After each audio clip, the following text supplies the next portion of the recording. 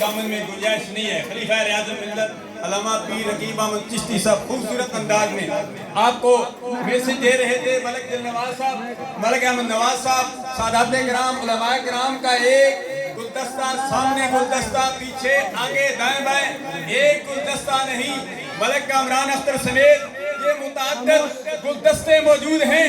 آج کس موقع پر کیک کاٹ کر اس سے آپ کی تواضع کی جا رہی ہے۔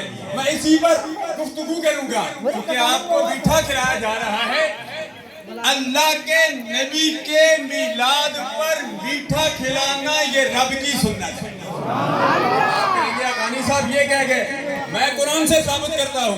اللہ فرماتا ہے وَحُزِّي إِلَيْكِ بِجِذِعِ النَّخْلَةِ تُسَاقِطْ عَلَيْكِ رُطَبًا جَنِيًّا۔ عیسیٰ علیہ السلام کی جب ولادت باسعادت کا وقت آیا، اللہ تبارک و تعالیٰ نے حضرت مریم سے فرمایا خشک کھجور کے تنے کو پکڑے، فرمایا خشک کھجور کے تنے کو پکڑنے کی وجہ سے تیرا ہاتھ لگے گا، تو ایک اللہ کے نبی کی والدہ ہے، تیرا ہاتھ لگے گا، کھجور کا درخت بھی سبز و شاداب ہو جائے گا اور کھجوریں بھی نکل آئیں گی۔ رطباً جنیّا، رطب کھجور کو کہتے ہیں۔ اللہ اگر عیسیٰ علیہ السلام کی ولادت باسعادت ان کے میلاد پر کھجوریں میٹھا تقسیم کیا گیا تو میرے آقا صلی اللہ علیہ وسلم کے میلاد پر یہ سٹیج سجانے والے، میٹھا کھانے والوں، کھلانے والوں، یہ کیک کاٹنے والوں، آپ کو مبارکباد پیش کرتا ہوں کہ یہ رب ذوالجلال کی سنت ہے۔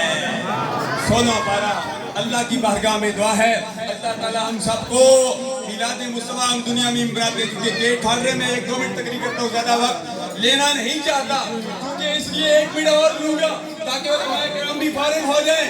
آج ہم میلاد مصطفیٰ صرف باری میں مرکزی سیرت کمیٹی کے زیر تمام نہیں منا رہے، آج تو داد میں نہیں، امت میں نہیں، پورا میں نہیں، اس دنیا میں نہیں، بلکہ رب ذوالجلال کی آمد پر فرشتے عرش پر بھی میلاد منا رہے ہیں۔